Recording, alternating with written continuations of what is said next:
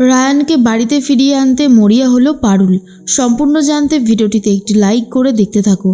গল্পে শুরুতেই দেখা যায় রায়ান সবার সামনেই পারুলকে একটা চিঠি দেয় আর বলে, কাল সকালবেলায় এই চিঠিটা খুলে তুই পড়বি, এটাই হচ্ছে শর্ত, আগে কিন্তু পড়া যাবে না। পারুল তো খুব খুশি হয়ে চিঠিটা নিয়ে নেয় আর বাড়ির সবাই ভাবে নিশ্চয়ই অবশেষে রায়ান তার মনের কথা বলতে না পেরে ওই চিঠিতে লিখে দিয়েছে, এমনটাই সবাই ভেবেছে। এরপর পারুল ভাবে, তবে এই চিঠিতে কি লেখা আছে, কিন্তু এখন পড়লেই বা অসুবিধাটা কোথায়?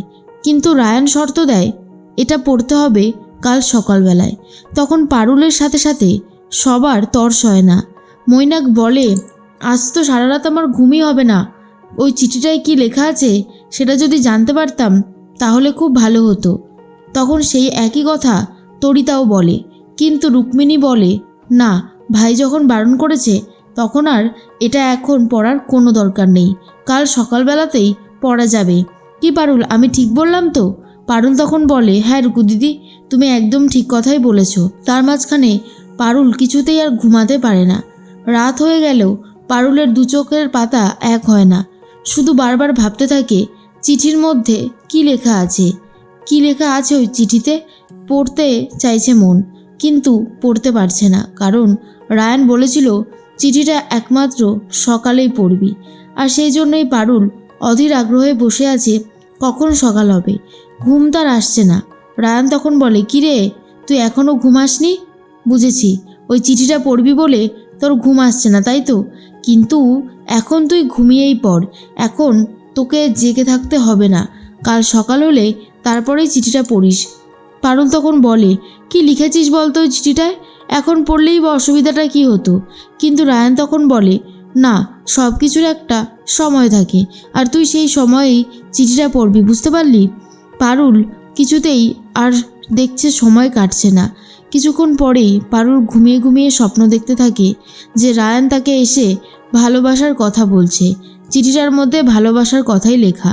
তখনই পারুল ভাবে, তার মানে দাদু, ঠাম্মি, রুকু দিদি, বৌদিমণি সবাই যারা বলেছিল তারা একদম ঠিক কথাই বলেছে যে রায়ান আমাকেই শুধু ভালোবাসে, আর এটা একদম ঠিক। কিন্তু পুরোটাই একটা স্বপ্ন ছিল। এরপরেই রায়ানকে দেখে পাশে আর নেই। পারুল তখন ভাবে, এ কি, রায়ান আবার কোথায় চলে গেল?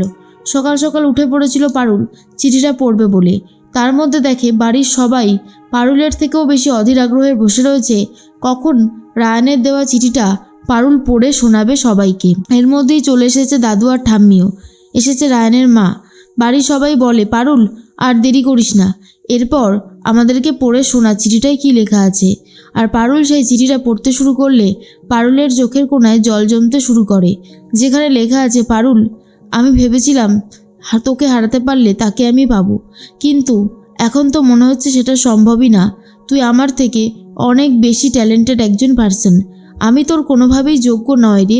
সেই জন্যই তোর প্রমোশনের সাথে সাথে আমি বুঝে গেছি আমি তোর পাশে থাকলে পুরোটাই বেমানান লাগবে, তাই আমি নিজেকে তোর থেকে অনেকটাই দূরে সরিয়ে নিলাম। তুই অনেক ভালো থাকিস, তুই জীবনে আরও অনেক বড় হ, আমি চাই তুই জীবনে অনেক বেশি সাকসেস হ।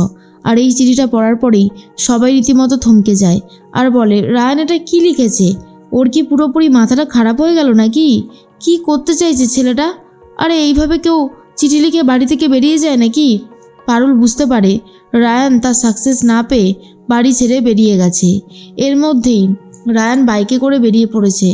কিছুক্ষণ আগে ঘটনাটা দেখা যায়, যখন পারুল ঘুমাচ্ছিল রায়ান পারুলের সামনে দিয়েই নিজের ব্যাগ গুছিয়ে বাড়ি থেকে বেরিয়ে গেছে। রায়ান ভেবেছে পারুলের মুখোমুখি সে আর হবে না, সে একটা অন্য জগতে থাকবে, পারুলের সাথে আর কোনো কম্পিটিশনেও নামবে না। এই সমস্ত কথা ভেবে বাইক নিয়ে বেরিয়ে পড়েছে, কিন্তু মাঝ রাস্তায় দেখা যায় বাইকের তেল শেষ হয়ে গেছে। তাই রায়ান আর বাইকটা নিয়ে কোথাও যেতে পারছে না, তাই বাইকটাকে মাঝ রাস্তাতেই বিদায় জানাবে। সেই জন্য বলে, তোর সাথেও আমার অনেক ভালো মুহূর্তের সময় গেছে, তোকে আমি সারাটা জীবন ভেবেছিলাম আমার সাথেই রেখে দেব, কিন্তু আর সম্ভব নয়, তোর আর আমার জার্নি এখানেই শেষ হলো। এই বলে গাড়িটা রেখে দিয়ে বেরিয়ে যাচ্ছে, যাতে পারুলের সাথে আর কখনোই মুখোমুখি হতে না হয়। রায়ান একদমই আর থাকতে চাইছেই না। এর মধ্যে সবাই বলে, রায়ান এটা কী করলো, আমরা তো কিচ্ছু বুঝতে পারছি না। তখনই মৌসুমি এসে পারুলকে বলে, তোমার জন্য আমার ছেলেটা তার নিজের বাড়ি ছেড়ে চলে গেল, কেন করলে তুমি পারুল এমনটা? তখন পারুল বলে, আমি কি করলাম কাকিমা, আমি তো এটাই বুঝে উঠতে পারছি না। তখনই মল্লার বলে, দাদা চল না আশেপাশে ঘুরে দেখি, রায়ান থাকলেও তো থাকতে পারে, তাই না? তখনই পারুল বলে, দাঁড়াও, কোথায় যাচ্ছ তোমরা? রায়ান এখানে ওখানে কোথাও নেই, ও আমাদের থেকে অনেকটাই দূরে চলে গেছে। ও এতটাও বাচ্চা ছেলে নয় যে ও আমাদের জন্য দাঁড়িয়ে থাকবে। আমি খুব ভালো মতনই জানি ও ঠিক কী করতে পারে আর কি পারে না। ও এমন জায়গায় গেছে যেখান থেকে এতটা সহজে ওকে খুঁজে পাওয়া যাবে না। ঠাম্মি তখন বলে, এসব তুই কী বলছিস রে পারুল দিদি?